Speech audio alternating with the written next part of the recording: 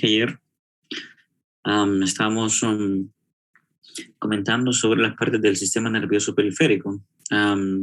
Algunos de sus componentes, hablamos de los pares craneales, las terminaciones receptoras, los ganglios y los nervios raquídeos.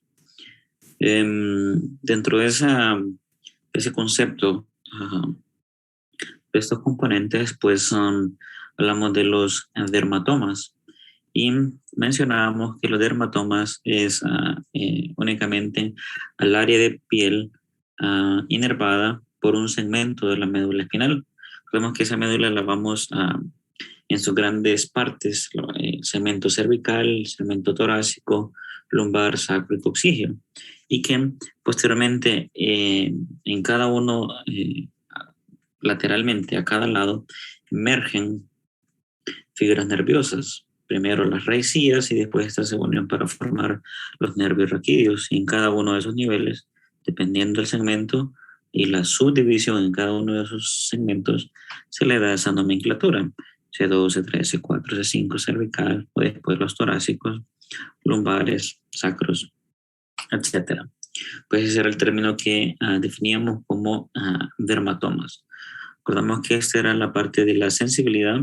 Yo puedo ir evaluando al paciente y ver los segmentos, y si ya no, todo esto generalmente uno lo hace de forma más inferiores y va ascendiendo para ver, sospechando de la posible lesión que pueda tener a nivel de la médula espinal.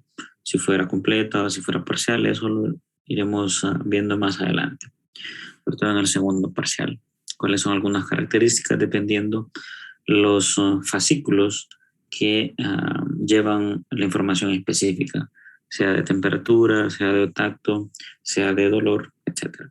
Entonces es el término que definimos como dermatomas. ¿Okay? Recordemos que esto de los dermatomas viene de aquellas estructuras embrionarias, las somitas, aquellos cuerpos pequeños que se van formando, son un acúmulo de células mesodérmicas en todo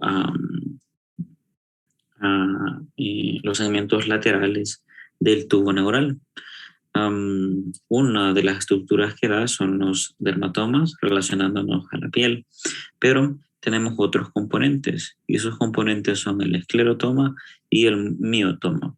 Ya por sus prefijos, pues usted ya más o menos va sospechando a qué se refieren. Dermatoma es el área de piel. Los miotomas son a los músculos específicos que pueden ser inervados por un segmento, y esclerotoma son las partes óseas y ligamentosas que corresponden a un segmento específico. Para esto igual hay una serie de topografías. Vea esto del miotoma. Obviamente va a ser un poco más complejo porque las ramas, a medida que se van distribuyendo, forman ciertas estructuras como los denominados plexos, un conjunto en donde se entremezclan y forman otros cordones, otros nervios, y ya llevan información simultánea e integrada. Un mismo nervio puede llegar a alcanzar diferentes fibras de músculo esquelético o diferentes músculos.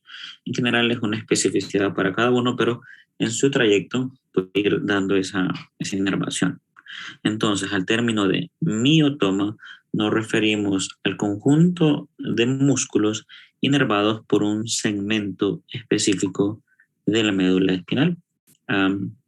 Estas partes. ¿Qué segmento? Pues eso va a corresponder en una diferenciación un poco más específica. Hay algunos conceptos que son más evaluados, por lo menos esta parte se dejó para evaluarse allá en anatomía macroscópica. Esto es para que nos ubiquemos, aquí es la columna vertebral, en donde está medialmente la médula espinal, y de ella emergen inicialmente las raíces dorsal y ventral para formar un nervio raquídeo. Pues estas raíces, aquí estamos a nivel del plexo braquial, que está conformado por estos raíces de los segmentos C5, C6, C7, C8 y T1. Obviamente estas raíces en su extensión, una vez que van haciendo sus prolongaciones, cada uno de esos tiene una nomenclatura y se forman de esas raíces unos troncos. Un pues, tronco superior, medio, inferior, que ve que van dando, por ejemplo, de C5 y C6 va saliendo al superior, el C7 continúa como el mismo, y C8 y T1 pues forman el tronco inferior. Estos troncos, a medida que se van extendiendo, aparecen otros segmentos que son las divisiones, unas que van a ser anteriores, que están por lo menos en la perspectiva, este es una, este es otra y este es otra, y hay divisiones posteriores allá al fondo. Nuevamente esto se comienza a entrelazar a esa extensión y va a formar los cordones, un cordón lateral, uno medial y uno posterior.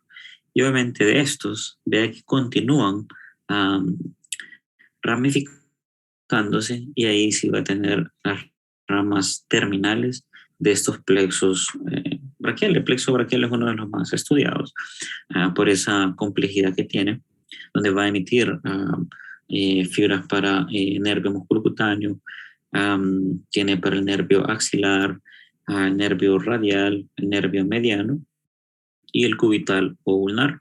Pero ven aquí, algunas de estas fibras, por ejemplo, puede tener varios segmentos. Entonces ahí es donde se hace complejo. Para definir esto de un músculo que va a llegar hasta el final, de un miotoma específico para un solo segmento cervical, siempre puede ser variable, pero lo van intentando agrupar. Ya los que son miotomas y esclerotomas es un poco más complejo.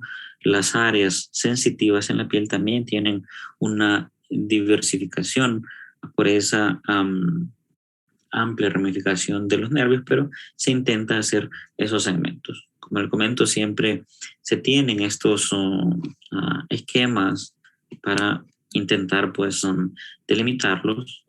Se está hablando del paciente y tiene ese esquema porque es bien difícil que sea o que forme memoria para esto. Claro, con la repetición sí, pero más o menos hace un segmento de las caras anteriores, de las caras posteriores, de los miembros superiores, incluso a nivel torácico y abdominal, y hay miembros inferiores que también por esa extensión vea todas las áreas que pueden estar inervadas por varios segmentos de su médula espinal. Esto le da pues una orientación de la sensibilidad, si puede estar dañado el nervio mediano y los segmentos que van a estar pues, formados por él. Pues ahí va a incluir C7 a C6 entre los principales. Pero dependiendo también si fuera solo el nervio radial, que nos vamos orientando al primer dedo, pues C5 a C6, a C7, incluso C8. Entonces vea ahí la complejidad. Pero por estas áreas nos vamos, clínicamente nos vamos orientando. En este momento lo que me interesa es el concepto que usted maneje, aunque es un poco ambiguo, pero existe de dermatomas, de miotomas y esclerotomas. ¿Sí? Aquí una distribución de esas estructuras. Obviamente como parte del sistema nervioso periférico, usted tiene otros plexos y ve esa gran ramificación que tiene incluso por las fibras de C1, C2, C3, C4, que esto pues, está superior al plexo braquial y después comienzan a hacer algunas ramificaciones para formar muchos más nervios que van a ir a músculos específicos. Ahí está en macro le va a tocar tal músculo a tal nervio que lo llega a estimular. ¿Sí? De la misma forma veo una distribución en toda la médula espinal de los diferentes plexos que se originan de esta misma, el plexo cervical, el plexo braquial, plexo lumbar, plexo lumbosacro, plexo pudendo y coxigio. En cada una de esas áreas, entre cuando exista esa ramificación y ese entrelazamiento entre las mismas, ahí forma un plexo en los distintos niveles. Siempre determinar la rama específica es complicado. Ahí uno se va a posible lesión del plexo braquial. Y por los síntomas, por las lesiones que pueden observarse en el paciente, uno puede sospechar a ese nervio radial, nervio cubital, etc. Pero eso son datos un poco más específicos que evaluaremos más adelante.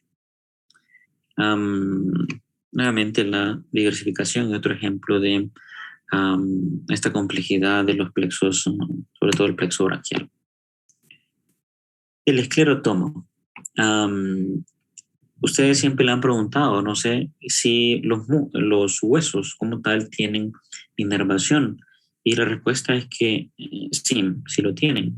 Siempre está originado por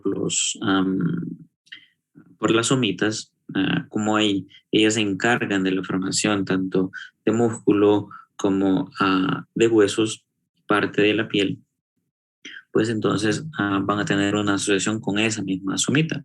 Pero en los esclerotomas únicamente nos estamos refiriendo a segmentos óseos o huesos específicos que tienen también inervación por un segmento. Esto no ha sido tan estudiado como, por ejemplo, los dermatomas o los miotomas, pero sí existe.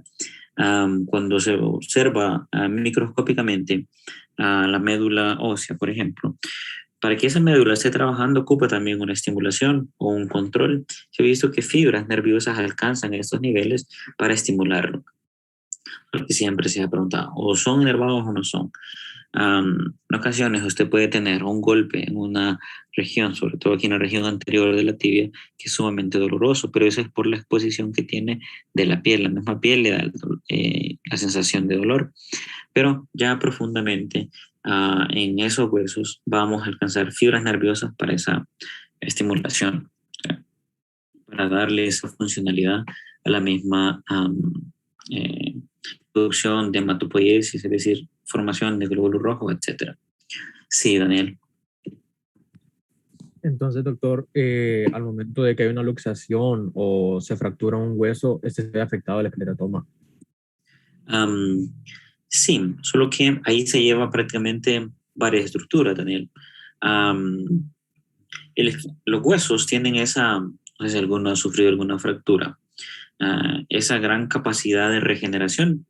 Lo vuelvo a colocar en la posición habitual y continúa un proceso de remodelación y reconstrucción. Hay más osteoblastos, forman los osteocitos y por decirlo así, se solda la estructura. Y ahí las fibras nerviosas pueden tener una que otra alteración, pero no va a haber tanta sensibilidad, sino que tal vez, dependiendo la extensión del daño, algunas alteraciones en la hematopoiesis, pero son muy leves esos disturbios.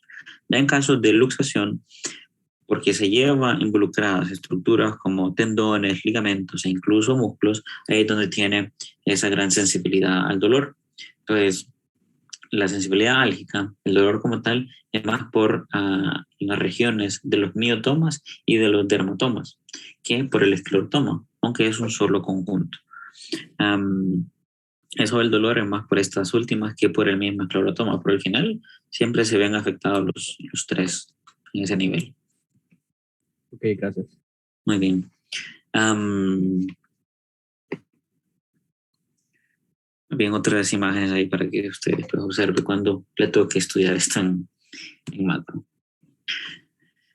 Excelente. Vean, clase 17. Vamos a la última. Abordando el sistema nervioso autónomo. El sistema nervioso autónomo tiene sus particularidades, su forma interesante. Excelente, Judith.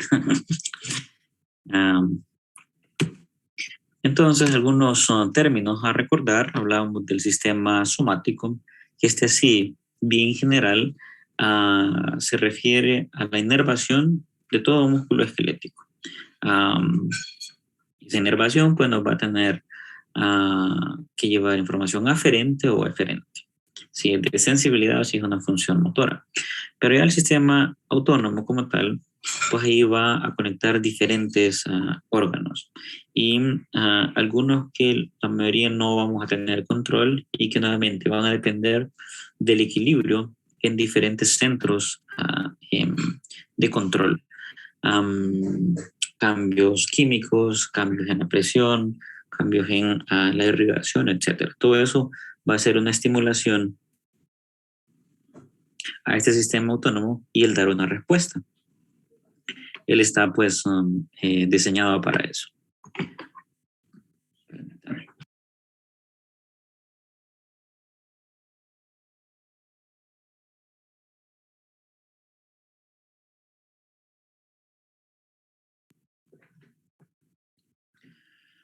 Los dos grandes componentes de este sistema autónomo pues son el simpático y el parasimpático, que la mayoría lo consideran como que fueran antagónicos, pero lo mismo, sigue ocurriendo un equilibrio entre ellos. Algunas estructuras pueden tener tanto inervación de ambos y otras que no. Veremos eso más adelante. En ocasiones se activa uno y el otro está inactivado, y cuando hay otro tipo de funciones, pues va a activar parasimpático y disminuir la actividad simpática. Y así para mantenerlo, dependiendo el tipo de respuesta a que el mismo organismo se esté enfrentando. Pero vean, cada una de estas partes del sistema nervioso autónomo va a tener centros donde va a llevar esa información. Algunos son en la misma médula espinal, otros son el tronco encefálico o tallo encefálico. Otra estructura importante es el hipotálamo y obviamente allá en la corteza encefálica, la corteza cerebral. Este es un esquema de cómo es que funciona su sistema nervioso somático, es decir, para la activación del músculo esquelético. Usted tiene, por ejemplo, en su corteza del lóbulo frontal, quiere activar un movimiento. Yo, por ejemplo, estoy manipulando aquí el mouse y ese movimiento va a activar, mi deseo va a activar algunas neuronas motoras en esa corteza frontal que van a descender, pasar por el tallo encefálico, llegar hasta la médula espinal, a las astas anteriores o a las astas ventrales. Después hace su relevo, puede hacerlo directamente o a través de una interneurona, y activo una motoneurona y listo. Hubo una función eferente, una acción motora del músculo al que se fue a inervar, sea cualquiera a nivel somático. Este esquema bien simple. Ahora, ¿qué pasa en el sistema nervioso autónomo? Ahí es donde viene la intervención de diferentes centros. En este caso, pues uno de ellos es el hipotálamo. El hipotálamo es una estructura que forma parte de su diencéfalo, que requiere estructuras mediales, y tiene mucho control en cuanto a las funciones de homeostasis, es decir, sistemas endocrinos, producción de hormonas, activación de glándulas. Y de aquí va a tener en ese mismo hipotálamo algunos centros, es decir, algunos núcleos que se van a encargar para que usted tenga, por ejemplo, sed. Si se percibe que hay deshidratación, que aumenta, por ejemplo, los solutos, puede activarse el centro de la sed ahí en el hipotálamo y usted va y bebe agua. O si tiene, por ejemplo, disminuida la glucosa, de buscar una fuente externa de alimentos para comer y llegar a ese control. Eso viene del hipotálamo. Tenemos una clase solo de esa funcionalidad. Pero aquí puede ser diferentes relevos. Vea, uno, llegar siempre, si está ubicando, son los hemisferios cerebrales, aquí el diencéfalo, y aquí tiene el tallo encefálico. Este es su cerebelo.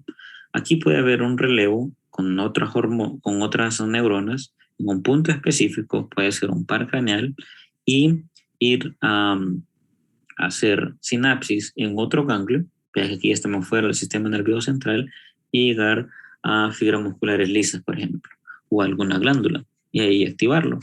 Pero este mismo sistema va a tener una conexión por otros ganglios que son simpáticos, y tener una doble inervación, tanto parasimpática como simpática. Ya veremos qué cambios puede hacer en las diferentes partes de su cuerpo. Pero esta es una forma de conexión entre ambas, tanto sistema parasimpático como simpático. Este es un ejemplo de viendo una imagen lateral de su hipotálamo. Aquí va a tener esos conjuntos de núcleos que van a controlar temperatura, alimentación, conducta sexual, etc. Y después ir haciendo conexiones en cada uno de estos puntos en el tallo encefálico. Obviamente hay otras fibras que llegan a la corteza cerebral que pueden influir en estos puntos y causar otra respuesta, siempre dependiendo del equilibrio que tenga. Entonces al final vamos a tener señales que se van a transmitir por estos dos sistemas, el simpático y el parasimpático. Si nosotros lo queremos ver estructuralmente, pues nos vamos a referir a estas partes. Aquí a su lado izquierdo, pues es la parte del sistema nervioso autónomo que se dedica a inervar estructuras simpáticas. No es que sea... vea la diversidad de órganos, ojos, corazón, bronquios, sistema gastrointestinal, glándula suprarrenal, riñón, intestinos, vejiga, esfínteres. Esto que está saliendo en esta región son inervación simpática. Obviamente hay algunas áreas de relevo de control que son los ganglios. Ahí se va a concentrar esa información. Y aquí a su derecha tiene la distribución de lo que sería el sistema nervioso parasimpático. Ve que la mayoría de las fibras salen aquí a nivel craneal y otras salen a nivel sacro. Hay un gran nervio que es el décimo paracraneal. ¿Se recuerdan cuál es el décimo paracraneal? En los que mencionamos ayer. El vago. Exacto, el vago. Y vean que por eso se llama vago, porque viene y emite unas raíces para acá, otros nervios para acá, otras ramas para acá. Por esa gran distribución es que tiene ese nombre. O neumogástrico, pulmonar y a nivel abdominal. Veremos cada una de esas inervaciones, esas partes. Se quiere hacer una imagen para recordar en cuanto a las diferencias del sistema simpático y parasimpático, pues el simpático es el que lo va a alistar usted para huir, para luchar, para defenderse de alguna situación estresante. Por ejemplo, para el examen, puede ser que usted esté activando mucho su sistema simpático, pero puede ser que ahorita, después que almorzó, activa más cuando quiere descansar, un proceso de estimulación de glándulas, procesos digestivos, va a activar el parasimpático. Y así están en este equilibrio, activándose uno, disminuyendo el otro, etc. Pero más o menos las funciones generales, claro, hay algunas excepciones, van a irse en este nivel de activación y de relajación, de situaciones estresantes o de procesos de reposo, ¿sí? Con los diferentes centros que van a ir siendo activados. En esta vía del sistema nervioso autónomo, pues la mayoría tienen pues dos neuronas en todo su trayecto. Obviamente pueden haber más relevos, pero ¿cuáles son esos conceptos principales en la transmisión del sistema nervioso autónomo? Una 14 horas. va a denominarse como neurona preganglionar. Vea que dice preganglionar, es decir, va a estar antes de algún ganglio. Estas otras características que tienen es que son de un axón más o menos delgado, pero son mielinizadas y son tipo B, porque que ya las tipos C son las amielínicas. Entonces, inicialmente la fibra, para llevar ese impulso, son fibras mielínicas, una información más rápida. Pero una vez que alcanza el ganglio, ahí se le denomina como neurona ganglionar. Estos conceptos son bien simples, pero necesitamos discutirlos. La neurona ganglionar, que la va a encontrar en alguno de esos ganglios que le mencioné, que lo vamos a denominar como ganglios autónomos. Solo que hay ganglios autónomos simpáticos y ganglios autónomos parasimpáticos. Usted va a tener que saber quién es de cada uno, de qué sistema, simpático o parasimpático. La característica de estas es que van a ser fibras amielínicas. Y ya sabes que las mielínicas son tipo C. Pero, ¿cómo se ve esto esquemáticamente? Eso de que está formado por la conexión entre dos neuronas. Pues una, ve aquí el sistema nervioso somático. Tenemos aquí los cuerpos neuronales, en este caso sistema nervioso central, igual para el autónomo, si fuera allá en el hipotálamo o en la corteza cerebral o en el tallo encefálico, ahí va a tener sus cuerpos neuronales. Estos van a emitir sus fibras que van a estar mielinizadas, por ejemplo en este caso el somático, va a llegar a inervar a esa fibra muscular esquelética y el neurotransmisor que estudiamos es de la acetilcolina. Un receptor nicotínico se une, lo activa y entra sodio y sale potasio, que va a hacer estimulación de ese músculo esquelético. Sistema nervioso somático. ¿Qué pasa en el sistema nervioso autónomo? En el componente simpático. Muy similar. Tenemos el cuerpo neuronal, la fibra o neurona preganglionar, porque este es su ganglio, este aquí. Ve que viene mielinizada, aquí va a liberar un neurotransmisor que en general en este punto siempre sigue siendo la acetilcolina. Pero después que estimula a esta otra neurona, a la neurona postganglionar, pues vea que sale ya la mielínica. Va a ser un poco más lenta la transmisión y aquí el neurotransmisor que va a usarse para hacer sus efectos en el sistema simpático, como es de estrés, acuérdese de esos energizantes que no sé quién es que tomaba, para conducir, para mantenerlo activado. Y esto lo que hace, estar liberando norepinefrina o noradrenalina para activar diferentes su corazón, para mantenerlo en vigilia, etc. Pero igual puede hacer algunos efectos de inhibición o de estimulación dependiendo del órgano. Vamos a ver eso más adelante. Y lo que me va interesando es que va identificando el neurotransmisor que se va liberando en cada una de estas partes. Otro ejemplo, siempre en el sistema nervioso autónomo simpático, su neurona preganglionar, liberación de acetilcolina, pero vea, llega a la glándula suprarrenal, específicamente la médula. Aquí puede hacer una activación directa y usted sabe que esta glándula se encarga de liberar epinefrina y norepinefrina. Esto se va a ir al torrente sanguíneo y alcanzar diferentes órganos. Dependiendo del órgano, va a ser un efecto estimulador o inhibitorio. Esto pasa con el simpático.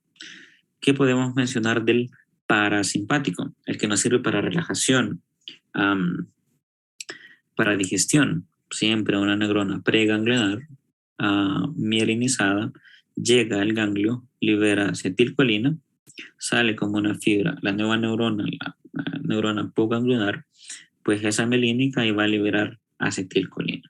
Veremos algunos casos específicos, pero siempre va a predominar la acetilcolina en ambos. Aquí la diferencia es que interviene la noradrenalina o norepinefrina. Son los neurotransmisores encargados de participar predominantemente en el sistema simpático y la acetilcolina en el parasimpático. En el libro, pues le aparece más o menos estos esquemas que pues son simples pero transmiten la misma información. Vea, por ejemplo, el parasimpático, su neurona preganglionar llegó al ganglio, liberó acetilcolina y su neurona postganglionar amielínica para irse a glándulas, a músculo liso y algo otras estructuras, pero más adelante. Por su parte, el sistema simpático tiene estas características. Una que predomina es que en el ganglio autónomo, simpático, vea que va a liberar acetilcolina. La diferencia va a ser en la región periférica, cuando va hacia el órgano diana o el órgano blanco. Ahí va a liberar adrenalina o noradrenalina, diversos, pero hay algunas excepciones como la glándula sudorípara y algunos vasos sanguíneos, en donde se libera acetilcolina. Nuevamente, en el parasimpático va a predominar la acetilcolina en los diferentes niveles, en el ganglio y cuando llega a inervación del órgano blanco.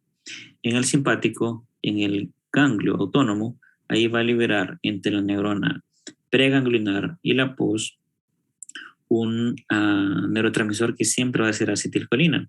La diferencia es que el que va a predominar en el simpático va a ser adrenalina o noradrenalina, pero en las glándulas sudoríparas y en algunos vasos sanguíneos, que vamos a decir más adelante, pues ahí solo va a liberar acetilcolina. ¿Sí? Esa es una excepción en ese caso. Pero siempre le dejo visto de otra forma, cuando estamos hablando de la transmisión por acetilcolina, que va a ser en todas las neuronas preganglionares, en casi todas las neuronas proganglionares parasimpáticas, es el que va a predominar. Ya en situaciones donde va a liberarse noradrenalina o adrenalina, esos son las estructuras son diferentes, pero son estructuras moleculares muy parecidas y causan efectos también similares, con algunas diferencias que mencionaremos más adelante. Pero esa adrenalina pues, va a estar en casi todas las neuronas postganglionares simpáticas, a excepción de las glándulas sudoríparas y algunos vasos sanguíneos. Visto igual de otra forma para que, como que abra sus receptores AMPA, hay glutamatérgicos, el sistema parasimpático, acetilcolina, va a ser su transmisor predominante. En el simpático, pues va a ser la noradrenalina. Obviamente va a tener algunos componentes en donde va en a liberar acetilcolina. Eso para términos de liberación. Pero estructuralmente, ¿cómo se observan qué es los diferentes componentes de estos sistemas simpático, parasimpático? Ve aquí a la izquierda un sistema nervioso somático, siempre parte del sistema periférico. Tiene aquí su médula, la sustancia gris, con sus astas ventrales, sus astas dorsales. Este mecanismo usted ya lo vio, se hace una estimulación en la piel, tiene la terminación receptora, pasa por el ganglio de la raíz dorsal y es interpretada esa información, llega al asta dorsal. Ahí va a conectarse con una interneurona y van a hacer algún efecto en la motoneurona.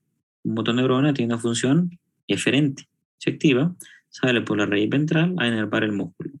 Ese esquema ya lo conocemos. ¿Cuál es la diferencia con las partes del sistema autónomo? En su mayoría, la base es la misma, solo que ve ese agregado. Aquí va usted a tener una cadena de ganglios. En este caso, pues estoy mostrándole un ganglio simpático. Están prácticamente paralelos a la médula espinal. Incluso usted puede encontrar aquí arriba, encontrar otro, aquí arriba otro, para abajo vamos a encontrar una cadena. Ellos van a estar unidos por algunos troncos. Este es un ganglio, siguen las fibras y aquí va a tener otro ganglio simpático. Lo que lo une va a ser el tronco simpático. Pero incluso vamos a encontrar otras distribuciones un poco más alejadas del médula espinal que conoceremos como otros ganglios simpáticos, que se le conoce como ganglios prevertebrales. Ya le mostraré algunas imágenes. Entonces tenemos los paravertebrales, prevertebrales, siempre haciendo su función de conexión con el sistema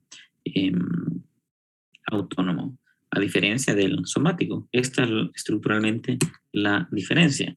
En otra imagen, sistema nervioso somático, que ya ni necesita verlo tanto, ya hizo todo el sistema de aferencia y eferencia hasta la fibra muscular esquelética, la placa motora y la unión neuromuscular.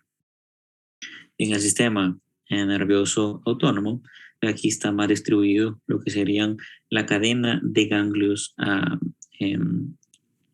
autónomos. Estos son diversos y van a estar a lo largo de toda la médula espinal. Veremos algunos. Pero vean aquí ya va integrándole aquí alguna ramificación o alguna diversificación en la conectividad que tienen en cada ganglio.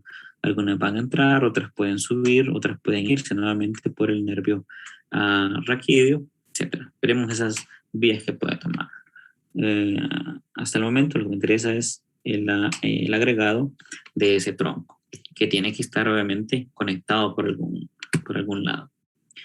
Si nosotros a este punto, aquí, hacemos un análisis histológico y ver el contenido interno de esos ganglios autónomos, pues nos vamos a encontrar con estas estructuras. Entiéndase en este esquema el axón de la neurona preganglionar, aquí obviamente hay varias, va a ser la liberación de acetilcolina para la fibra poganglionar, de la neurona proganglionar, pero vea que en ese mismo ganglio hay otras células que se conocen como células pequeñas intensamente fluorescentes. Este PIF significa eso. Se les otorgó ese nombre por las características que se observan cuando se hace histología con inmunofluorescencia.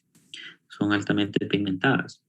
Pero, ¿para qué les sirven esas células pequeñas intensamente fluorescentes? El nombrecito. Pero bueno, aquí, si se ubica en el cuerpo o soma de la neurona postganglionar, va a tener algunas ramificaciones para llegar a esa célula PIF, y esa célula PIF puede funcionar como una interneurona, es decir, modular si está viniendo mucha excitación de las fibras periganglionares. Vea esta otra donde se encuentra localizada. Va a ser, si esta neurona detecta que está llegándole mucho PEPS, aquí, mucha liberación a un receptor con acetilcolina, envía una información de retroalimentación y le dice hay que modular eso, hay que disminuirlo. Entonces, lo puede hacer en diversos puntos. Uno es directamente a la fibra preganglionar, o puede hacer una liberación de neurones, de neurotransmisores inhibitorios, sobre todo la glicina, para ese mecanismo de control. Y obviamente puede hacer fibra, sinapsis con otras fibras preganglionares para mantener en control este circuito. Esto es en cada uno de los ganglios y en ese montón de fibras que le van a llegar. Y eso lo estamos viendo uno, pero son millones de fibras que tienen esos mecanismos de control. Te vea cómo se va haciendo en cada región un mecanismo de control. Pero describamos de forma un poco cuáles son las características de ese sistema nervioso simpático. El nombre que uno le puede otorgar es toracolumbar. ¿Por qué? Al sistema nervioso simpático. Su distribución va desde estos segmentos de la médula espinal, desde T1 a L2. Es decir, siempre en toda la extensión, desde T1 a T hasta L2, van a emitirse o van a surgir nervios raquídeos que van a alcanzar a ese tronco simpático. Y si lo alcanza, pues va a hacer una estimulación de este tipo, orientada al estrés, a la defensa, a mecanismos de huida o, no sé, de venganza o lo que se quiera, pero siempre donde hay una mayor activación. Vamos a tener una cadena de ganglios simpáticos paravertebrales, como van paralelos a esto es que me estoy refiriendo, a esa cadena. Obviamente, alejados de esa cadena, aquí se lo colocó un poco más medial, pero ellos se pueden dirigir hacia estos puntos, siempre más alejados de la línea media, y a se les conoce como ganglios prevertebrales, antes de llegar hacia la cadena paravertebral. Para es de paralelo, pre es de antes. Y obviamente va a tener, una vez que alcance esos niveles, una serie de nervios que se le pueden denominar como por la función de nervios simpáticos. Eso cuando llegue a alguna fibra, al corazón, a los pulmones, a los bronquios, a la vejiga, etc. Entonces, topográficamente está la distribución toracolumbar. Desde T1 hasta L2 tiene esta cadena de ganglios simpáticos paravertebrales, tiene algunos ganglios prevertebrales específicos, ya veremos cuáles son, y una vez que se emiten, pues nervios simpáticos. Si tiene una visión superior, aquí tiene su médula espinal, una región posterior, y está la región anterior o ventral, con toda la comunicación. Es que esto parece las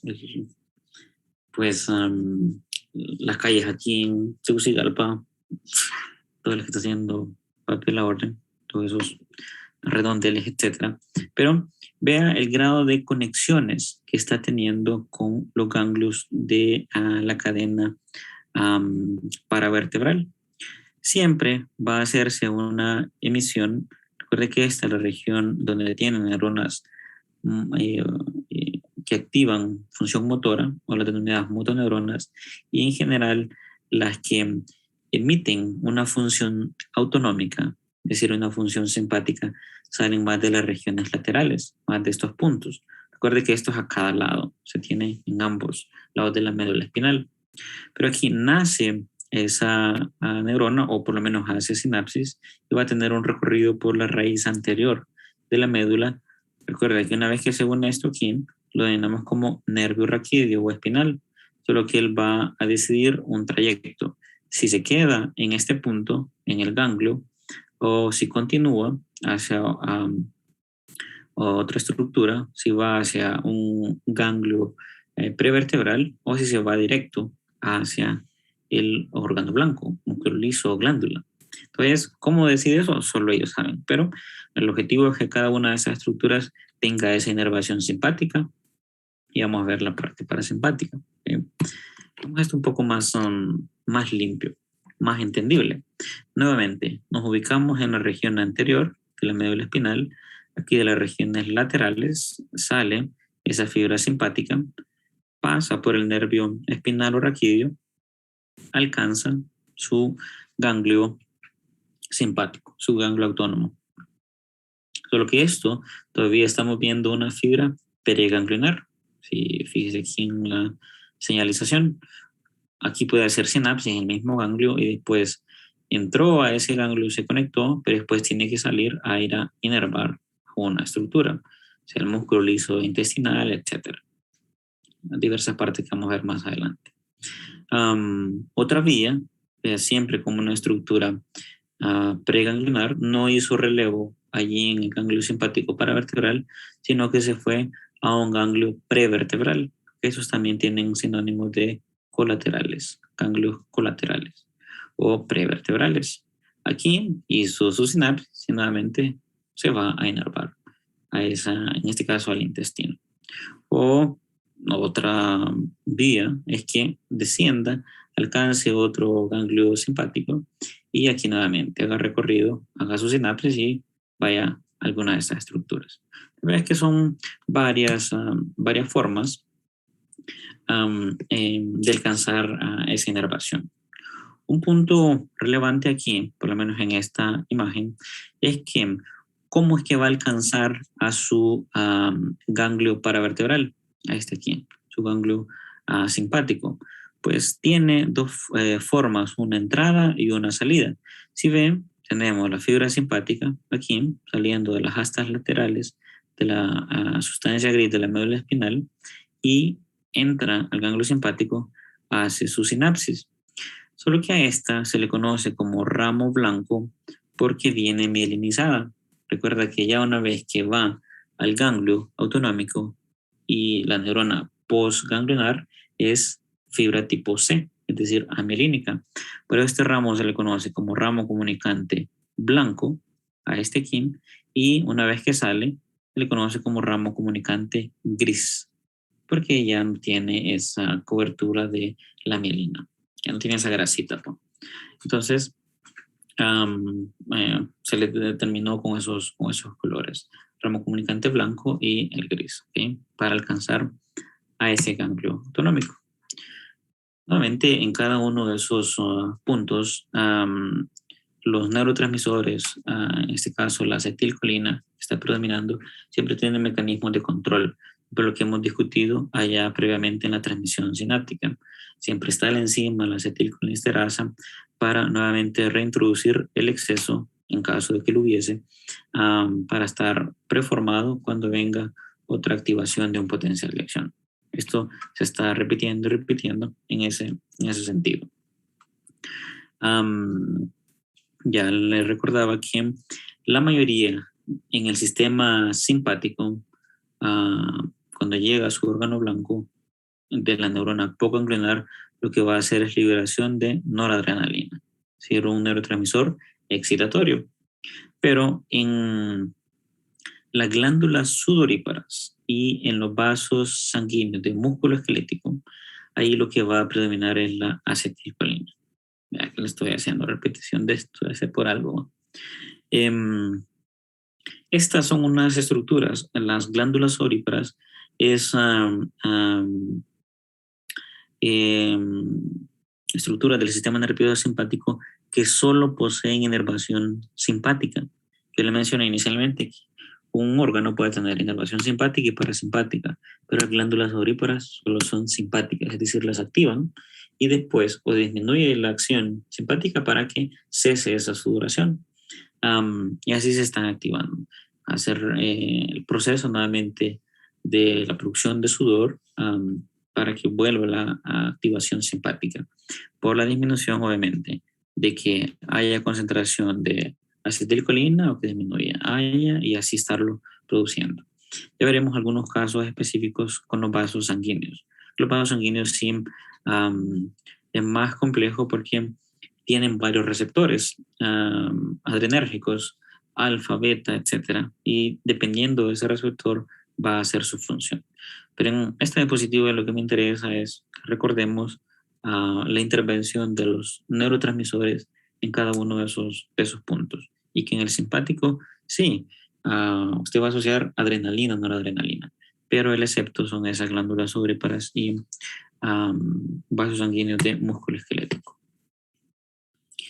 Otra visión de la distribución es prácticamente lo mismo.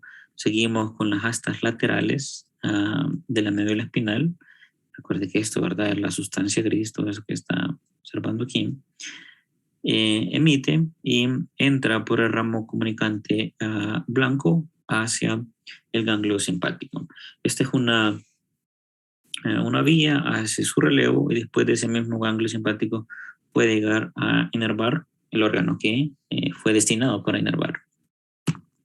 La otra vía es que siempre emita su fibra, entre al ganglio simpático, pero no haga sinapsis ahí, sino que solo lo utilizó como un paso, pero vino a hacer su sinapsis con la neurona poco ganglionar en los ganglios colaterales o ganglios prevertebrales.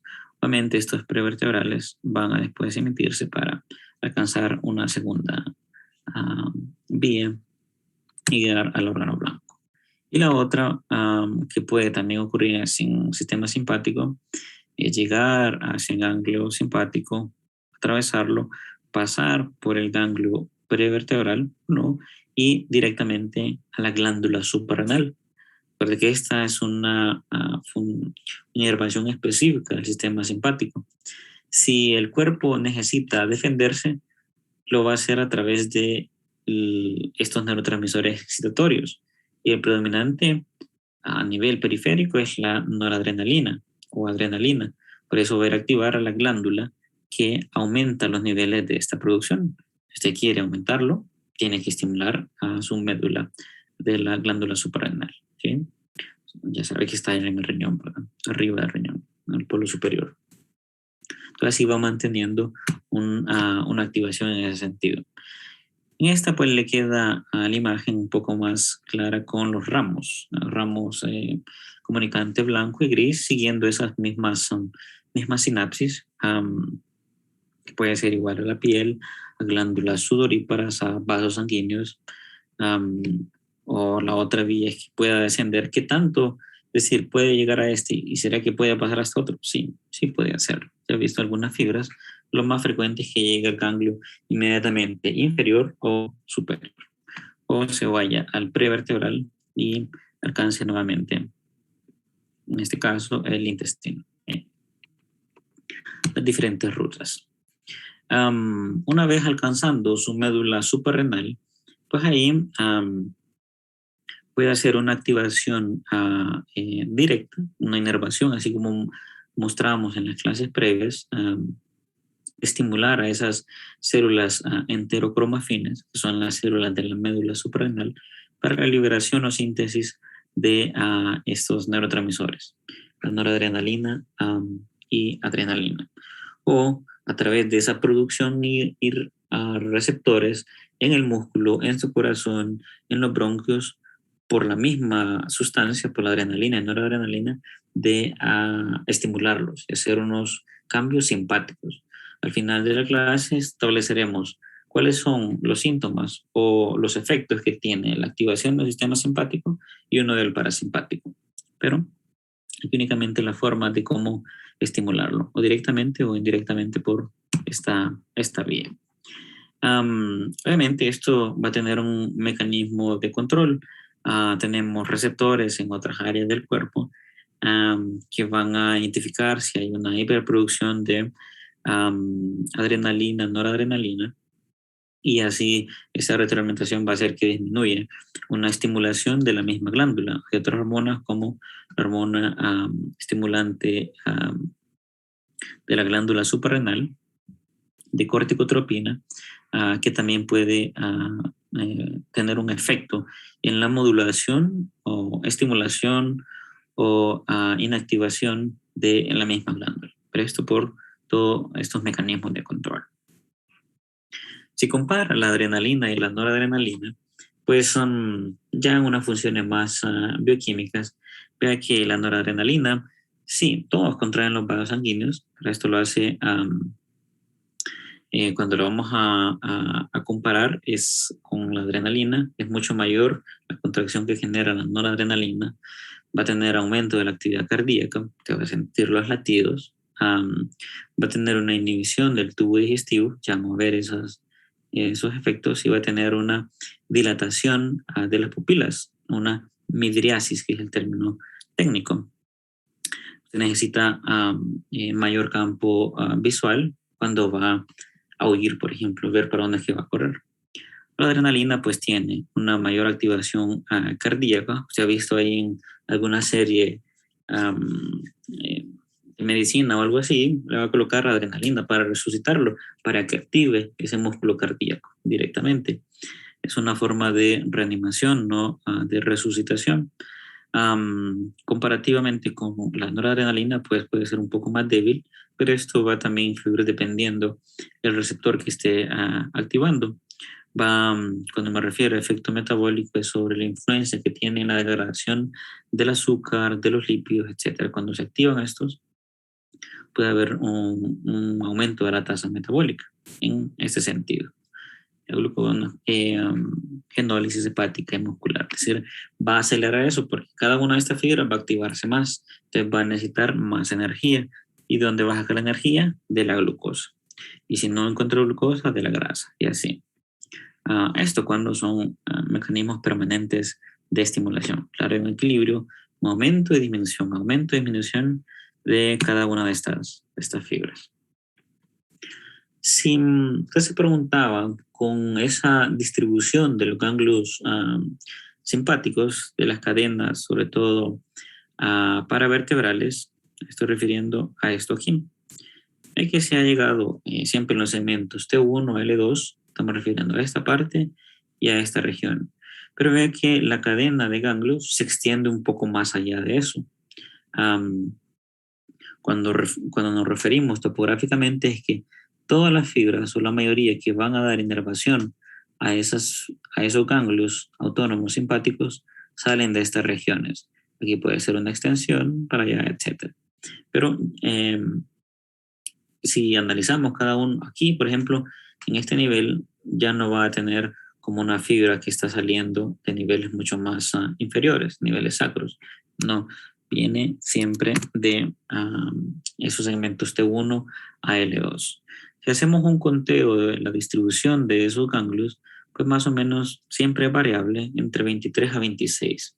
Y aquí le queda más o menos la distribución de lo más frecuente que cuando se va a hacer una autopsia, etcétera, para identificar de esa cadena, encuentra esos 3 cervicales. Este es de gran tamaño.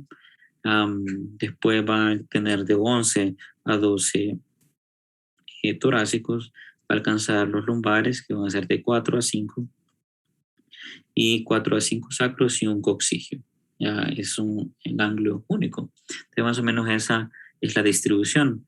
Obviamente, estas cadenas de ganglios paravertebrales van a emitir otras fibras para unirse con los prevertebrales o colaterales. Esos podemos mencionar algunos como el ganglio celíaco, el ganglio mesentérico superior, el ganglio mesentérico inferior y un ganglio renal. 4 ejemplos de los ganglios prevertebrales.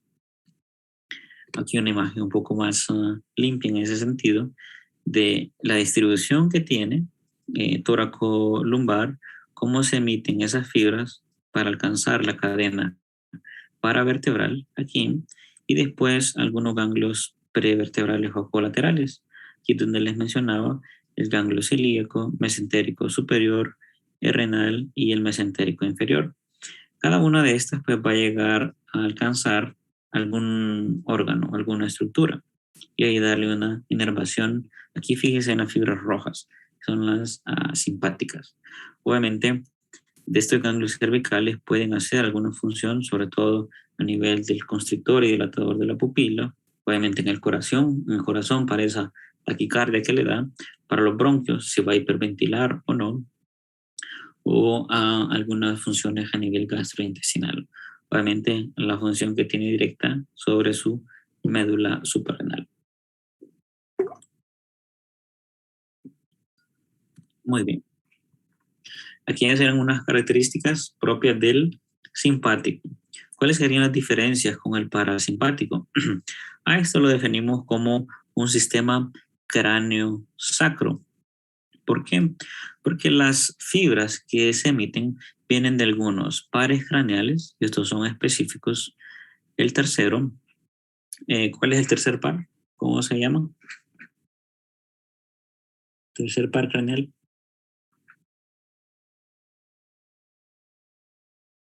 El séptimo. El facial. Ajá, el facial. Tercero, ¿alguien se acordó? Motor ocular común. Ocular. Eso. Exacto, motor ocular común. El noveno. Glosofaringia. Glosofaringio. Y el que no se les olvida, el neumogástrico o vago. Entonces, de estas fibras, de esos pares craneales que tienen sus núcleos allá en el tallo encefálico, en este punto, van a emitir unas fibras preganglionares y van a llegar a un ganglio. A esto se les conoce directamente como, no hay una cadena de ganglios paravertebrales, ¿no? Se les conoce como ganglios autónomos parasimpáticos. Ya vamos a definir cuáles son esos, pero tienen relación con estos pares craneales. Tercero, séptimo, noveno y décimo. Y en las regiones sacras, sobre todo en los segmentos de S2, S3 y S4, se comienzan a emitir unas fibras que forman parte del plexo y van a inervar áreas como de la vejiga, algunas partes intestinales, vea que la mayoría de estructuras toracoabdominales vienen por el neumogástrico. Ahí obviamente emite una cantidad exagerada de fibras y forman unos plexos cardíacos, pulmonares y a nivel pues abdominal. Se hace una gran ramificación de esas estructuras. Aquí siempre una distribución de su sistema parasimpático. A nivel de los pares craneales, el tercer par, motor ocular común, pues va a emitir unas fibras que van a alcanzar un ganglio que se conoce como ganglio ciliar. Aquí a nivel, cuando vamos a ver algunos pares craneales, vamos a ver parte de este ganglio ciliar que emite unas fibras y van a alcanzar al músculo dilatador de la pupila. Y eso, o constrictor o inhibitorio, una vez que lo alcanza el constrictor, pues hace que se reduzca la dilatación, es decir, produzca una miosis. Y eso viene por el ganglio ciliar. O sea, después vamos a ver el tercer par craneal. Si usted se pone una luz y se la quita viéndose a los ojos, la pupila se dilata o se relaja, se dilata y se relaja. Y eso viene por estimulación de estas fibras que están en el ganglio ciliar. Otro es con su nervio facial. Él va a alcanzar un ganglio que se conoce como pterigopalatino o esfenopalatino, es sinónimo. A ver si lo tengo. Este aquí, ganglio esfenopalatino y pterigopalatino es el mismo, son sinónimos. Solo que ahí va a emitir sus fibras y después va a alcanzar. Recuerde que simpático es inervación de glándulas. Él necesita una producción para procesos digestivos, procesos hormonales y de reposo. Entonces aquí es donde va a funcionar con las glándulas salivales, sobre todo las sublinguales.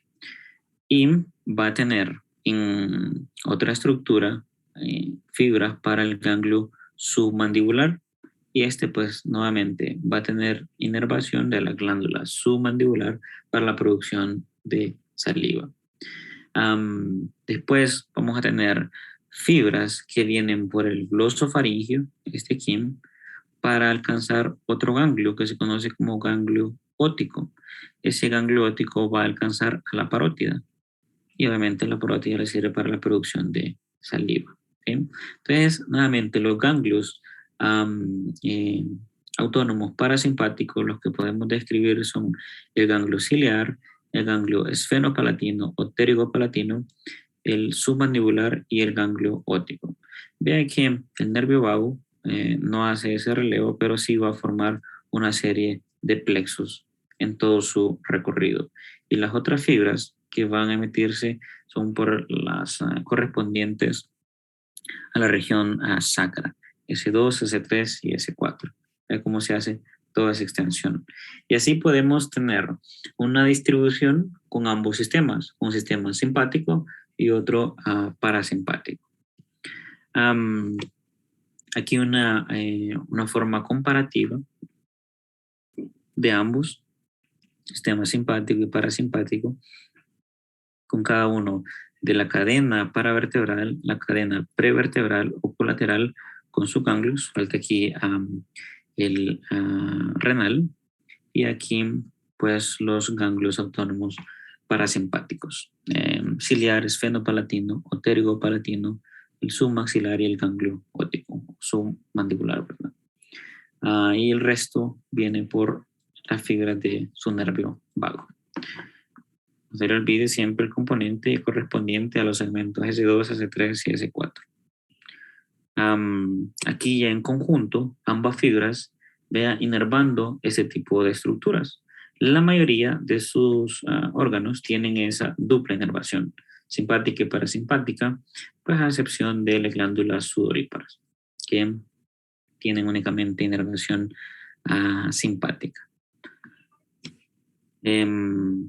Otra imagen comparativa de qué es lo que sucede cuando un individuo va a activar su sistema parasimpático o su sistema simpático. Vamos a ver qué pasa a nivel de los ojos, sobre todo en la pupila, en el sistema visual, que produce con las glándulas, que produce a nivel cardíaco, a nivel pulmonar, a nivel gastrointestinal. Aquí le van quedando pues algunos ejemplos, pero el objetivo es ir comprendiendo por qué sucede cada una de esas cosas en los dos sistemas. En términos así de lo que se le debe quedar, una imagen que solo únicamente ilustrativa y para orientarnos es con su sistema simpático, reacciones de alarma, lucha o huida. Cuando usted se asusta, cuando le sucede algo grave, ¿qué es lo primero? Comienza a sudar. Usted queda sudoración, perra, como dice Salvador Narrala, o está nervioso alguna situación, pues ahí usted está activando su simpático. Obviamente después va a pasar esto. Hay un momento en que se hiperactivó y después bajó. Como hay unos cambios a nivel de contracción de los vasos sanguíneos a nivel en la piel, hay vasoconstricción, entonces hay palidez, no hay mayor flujo, entonces se puso pálido, que el susto, como que sintió la muerte. Obviamente estos son términos bien coloquiales, no me voy a poner este examen, es solo para que lo esté orientando, ¿ok?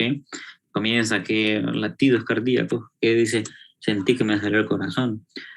Y así, como está luchando o está huyendo, pues tiene que tener bien cerradito sus esfínteres, no se va a ir pues así, arrastrando todo eso. Entonces, el sistema hace una contracción de los esfínteres. Va a tener que tener mayor flujo hacia los músculos esqueléticos para que usted pueda huir o mantenerse en defensa. Obviamente esto fue un proceso de la evolución. Cada uno de estos sistemas se fue adaptando. Usted en esos procesos no necesita activación. No sé si alguna vez se ha puesto muy nervioso o algo, o una situación en la que produce sequedad de la boca. Es que activó mucho el sistema simpático, porque inhibe la activación de las glándulas salivares. Entonces usted prácticamente es seco. Es diferente, ¿verdad? Que usted esté hablando y ahí se reseque por el mismo proceso de poca humedad. Pero cuando hay una hiperactivación simpática, eso es lo que le va a suceder. Y obviamente hay una midriasis, una dilatación de las pupilas, que necesita ampliar su campo visual para saber dónde es que va a correr o para ver las preguntas del examen con detenimiento y concentración. ¿Sí? En reposo y digestión, pues espero que ninguno esté así como está ese señor.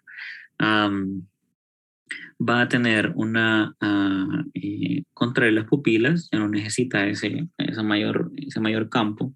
Eso sí, todos los procesos digestivos se van a ver aumentados. Comienza esa motilidad, el peristaltismo, pues, hipersecreción de moco, etc. Aquí puede haber relajación de los esfínteres, que ya se da todo el proceso de recorrido del tránsito intestinal para que pueda o miccionar o defecar. Va a estar bien relajadito, su frecuencia cardíaca dentro de lo normal. Puede haber un poquito de dilatación aquí en los vasos de la piel, un poquito de ruborización, siempre por lo menos va a estar un poco más rojito de lo que pasa cuando esté en una hiperactivación simpática. En general está en equilibrio, ni con ruborización ni pálido, está un equilibrio. Ahí siempre puede haber transmisión de ambos, pero si hiperactivo, me voy a poner pálido por el poco flujo hacia la piel, porque el flujo se concentra hacia órganos importantes, hacia el cerebro, hacia el riñón, para que esto me funcione bien cuando estoy hiperactivado. ¿Okay? Por eso esa disminución de flujo aquí en la piel. Pero eso, como le digo, es solo para entrar en los conceptos específicos de cada uno. En el libro usted tiene descritos por partes. Uno, en cuanto a qué sucede con la pupila. Las fibras rojas, nuevamente, ubíquese en las fibras simpáticas, que van a ser rojas, y las azules, que van a ser las parasimpáticas. En este caso, que vamos a hablar de la pupila, pues estamos haciendo uso del tercer par craneal, el motor ocular común. Va a alcanzar pues su ganglio ciliar, como ya hemos visto, pero el efecto aquí va a ser diferente.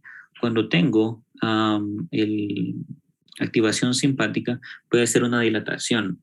Voy a causar un aumento del espacio visual.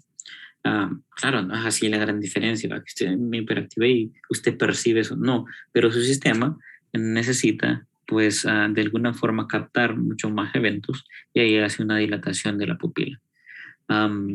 Forma contraria, cuando yo activo el ocular común, después tal vez haga ese ejercicio en el espejo y se ve, o agarre a su primo, su hermano, y póngale una luz y se la quita, va a haber dilatación y contracción, dilatación y contracción. En ese sentido, ¿qué significa? La activación o del simpático o del parasimpático. Si le acerca la luz, pues ahí va a tener una contracción. Si se le aleja, va a haber una dilatación. Y ese solo es el juego entre los dos sistemas. Obviamente, con las glándulas, sean sublinguales, submandibulares, aquí puede tener una inervación dupla, simpática y parasimpática. Nuevamente en rojo la simpática y parasimpática. La parasimpática me estimula la producción de todas las glándulas. O sea que voy a producir más saliva en reposo, cuando no está hiperactivo el simpático, en cada una de las glándulas. Usted está en proceso digestivo, necesita hacer el bolo alimenticio, va a hiperproducir saliva. Ahí es donde tiene mayor activación parasimpática y no tanto simpática. Si necesita hacer ejercicio, pues usted va a tener resecada la boca porque va a haber más activación y disminución de los acinos o de las células que le producen la saliva. Nuevamente, siempre en el caso de la parótida, utilizando pues al glosofaringio, al noveno par craneal, va a tener esas fibras que van a tener todo un recorrido que después vamos a ver en el par craneal y producir saliva. Diferente con el ganglio cervical simpático que tiene la inervación y va a inhibir esa producción. Ya veremos que tienen también un efecto indirecto en cuanto al flujo de los vasos sanguíneos, pero lo veremos más adelante. La glándula lagrimal funciona de forma similar. Si usted necesita pues llorar, ponerse triste, ahí quien va a hacer activación es más de la función parasimpática. Cuando usted está claro, hay unas situaciones que son bien hiperagudas, pero en general su sistema está para producir lágrimas parasimpático, para no producirlas, pues, o para inhibir eso, el sistema simpático. Siempre que sea parasimpático es para estimular una glándula y depende de la glándula a lo que se dedique a producir. Entonces así usted más o menos la va a ir asociando, por lo menos en estos niveles que vamos observando. ¿Qué pasa con el corazón? ¿Qué se imagina usted que si se le activa el simpático, qué le va a pasar al corazón? La taquicardia, aumenta la frecuencia cardíaca. Aumenta la frecuencia cardíaca. Y eso tiene un sentido, porque si aumento la frecuencia cardíaca, aumento el flujo o lo que va a emitir allá por todo ese trayecto en la circulación del corazón, va a haber más flujo hacia la periferia, aumentar la presión arterial y yo mantener mis sistemas un poco más irrigados. Si, por el contrario, activo el nervio vago, eso es lo que va a hacer lo contrario, disminuir la frecuencia cardíaca. Hay una forma donde usted se estimula el nervio vago, es una compresión aquí a nivel cervical lateral, y esa hiperestimulación puede hacer que el paciente se desmaye. Pero eso es porque se estimuló a esta fibra y eso hizo que disminuyera la contracción cardíaca. Entonces vean que hay un equilibrio en ese sentido. Entonces, hay dos términos, uno que se denomina taquicardia o bradicardia. ¿Cuánto es la frecuencia cardíaca normal en un adulto? De 60 a 100. Exacto, de 60 a 100. Si ya está arriba de 100, usted dice taquicardia. Si está abajo de 60, dice bradicardia. Bradi es lento. Ojo, hay situaciones como los atletas. Que los atletas, usted les toma el pulso y tiene 50. Usted va a decir, está bradicárdico. Pero lo que hace el atleta es que acostumbró a su corazón que con menos latidos, con menos frecuencia cardíaca, va a producir mayor volumen de eyección. Entonces, como que está siendo más eficiente ese corazón. O sea, si usted se palpa el pulso o se lo contabiliza, espero que anden en ese rango, pueden llegar a 50, 55. Pero son casos particulares en cuanto a los atletas. ¿Okay? Pero no les afecta, doctor. Fíjese que no.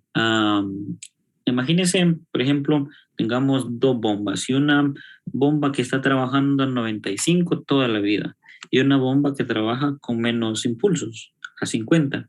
Ese corazón, pues se supone, así por lógica, que va a durar mucho más porque está haciendo menos trabajo.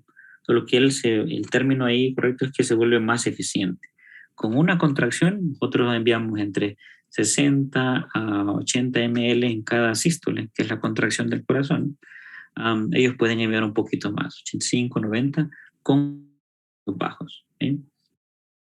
Hay que tenerle cuidado a esto porque hay mucha gente que puede ser no atleta y que tiene una frecuencia cardíaca menor de 60, sobre todo adulto mayor, y ahí sí, ahí eso le puede dar un término es síncope, que es un pérdida de la conciencia, que no se recuerda de nada. Entonces, ahí por unas alteraciones en cuanto al sistema simpático y parasimpático, ¿okay? Algunos cambios.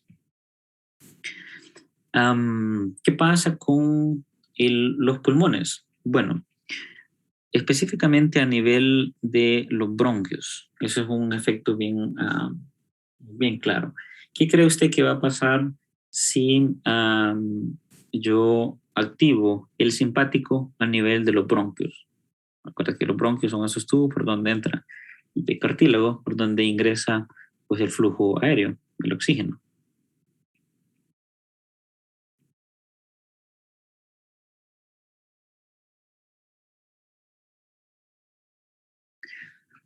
¿Qué pasaría con los bronquios activando el... Se dilata. Exacto. ¿Y por qué se dilatan? Mayor flujo de aire. Exacto. Entonces ve que aquí estamos utilizando la lógica.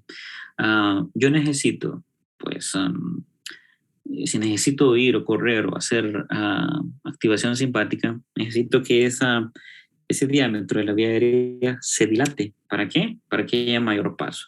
Si yo hago una contracción, pues voy a evitar y eso no va a hacer que haga un intercambio allá en los alvéolos con el flujo aéreo, no me entre más oxígeno y eso no va a hacer que mis músculos se activen mucho más. Entonces ese es el sentido de esto. Si activo el simpático a nivel de los bronquios, va a producir broncodilatación. No sé si usted se ha escuchado y comienza usted ahorita en la noche que va a estudiar, está con su libro y hay un momento en que va a sentir como, no ronquido, pero sí como un sonido de áspero, de estar rozando. Eso, exacto, Daniel, se abre más con el simpático. Cuando activa y usted se va relajando y va entrando en sueño, hasta hace como un sonido bien leve, pero que no es ronquido. Y eso es porque sus bronquios se van haciendo una constricción, ya no necesita tanto flujo y a veces hasta escucha usted como un ronquidito suave, por decirlo así. Pero eso se debe a la broncoconstricción. Obviamente, cuando estamos en vigilia hay un equilibrio de esa apertura de esas vías. Pero si activamos el simpático, broncodilatación. El parasimpático sería una relajación de esas fibras, ya no necesita ese flujo aéreo intenso. Eso pasa con los pulmones. A nivel gastrointestinal, ¿qué es lo que va a suceder? Bueno, aquí donde ya va a funcionar siempre su vago. En esto va a dar ese recorrido. Si yo necesito pues aumentar el peristaltismo para el tránsito, ¿cuál cree de los sistemas que va a ser más activado? ¿Simpático o parasimpático? El simpático, dice él. El resto,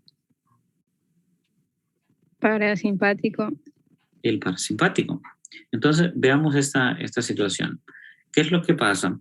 En general, los vasos sanguíneos a nivel de las fibras musculares lisas en el intestino, en el estómago, duodeno, todo eso, intestino grueso, delgado, en la ampolla rectal.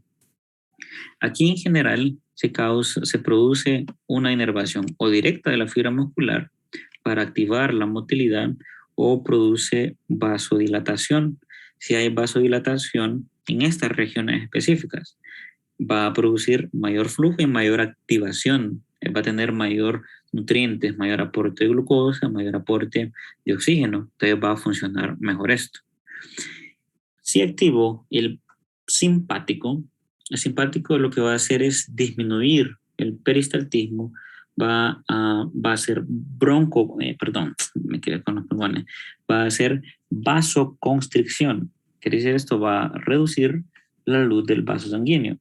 Si hay menos flujo en esos vasos, pues no va a haber tanto aporte de oxígeno ni de solutos, específicamente de la glucosa, entonces por eso se disminuye. Si usted ocupa activación simpática, no va a estar haciendo procesos de digestión, pero cuando está en reposo, ahí usted se escucha ahí aquel peristaltismo tremendo. Una cosa puede ser hambre, ¿verdad? Pero usted escucha que el ruidaje, los borborismos y todas esas cosas son por activación parasimpática, ¿ok? Del núcleo dorsal. ¿Quedó un poco más claro eso, Daniel, y el resto? Con esos dos efectos. Siempre que sea digestivo o de procesos de estimulación de glándulas, lo que predomina es su parasimpático. Y es por ese efecto de vasodilatación y vasoconstricción. ¿Ok? Muy bien. ¿Qué pasa con el riñón y la glándula suprarrenal? Bueno, vamos a ir ubicando. Aquí está su riñoncito. Vea que las fibras que vienen del sistema simpático, a ese nivel, puede llegar a alcanzar los vasos sanguíneos que van a irrigar al riñón. Siempre en general uno piensa, simpático produce vasoconstricción. Si yo produzco vasoconstricción, va a haber lo mismo. Siempre es la misma analogía de menos flujo. Pero entre menos flujo haya, uno aumenta la resistencia vascular periférica y eso me puede llevar a hipertensión. Pero eso es otro asunto. Ya le explico por qué le hago ese comentario. Si yo hago una disminución del flujo sanguíneo, pues ahí lo que va a tener es menos producción de orina. Por el contrario, si estimulo el parasimpático a través siempre del nervio vago, ya no va a haber una hiperestimulación en esos vasos sanguíneos y van a estar un poco más dilatados. Si están dilatados, mayor flujo, mayor filtración por el riñón y mayor producción de orina. Procesos de digestión, relajación, de producción de glándulas o de estructuras, pues esas son las dos diferencias. Nuevamente, el parasimpático nos está produciendo vasodilatación, mayor flujo, y en este caso, en el riñón, mayor producción de orina. Si activo el simpático, porque llega directamente a las arterias renales, va a producir vasoconstricción, menor flujo, menor producción de orina. Usted cuando está súper activado, no necesariamente no necesita estar produciendo orina. Ya veremos algunas excepciones, pero en general no. Usted va a hacer la circulación de forma sistémica, pero esos son los efectos que va a ir cumpliendo. En términos, no sé si ha escuchado usted de las hipertensiones. Hipertensión es que se aumenta la presión arterial a nivel de todos los vasos sanguíneos, y una terapia que se utiliza ahora se llama denervación renal. ¿Qué quiere decir eso? Que estas fibras simpáticas que van a alcanzar vasos importantes que llegan al riñón, los cauterizan y los eliminan para que no haya mucha vasoconstricción y eso disminuye la presión y ahí predomina el efecto de su sistema parasimpático. Con vasodilatación y regula esa presión. ¿Claro hasta el momento? ¿O alguna pregunta? Sí, todo bien. Excelente. También solo vamos a estar jugando con esto de simpático, parasimpático. Voy a quedarme aquí porque ya se me hizo la hora. Y nos faltan, prácticamente ya casi terminamos. Y mañana comenzaríamos con la parte del repaso. Es decir, dele una lectura a los temas iniciales. Vamos a ver si dividimos el repaso en dos partes. Y las preguntas que tenga o las dudas que ha encontrado o en las diapositivas o algo que no entienda, pues lo discutimos mañana. Yo voy a hacer un repaso general con los puntos que considero más importantes. Obviamente se me pueden pasar algunos, pero el objetivo es recordar y aclarar algunas de sus dudas. Terminamos el tema y continuamos al repaso, ¿ok? Gracias, doctor. Muy Gracias, bien. doctor. Gracias a ustedes. Gracias. Gracias, doctor. Hasta mañana.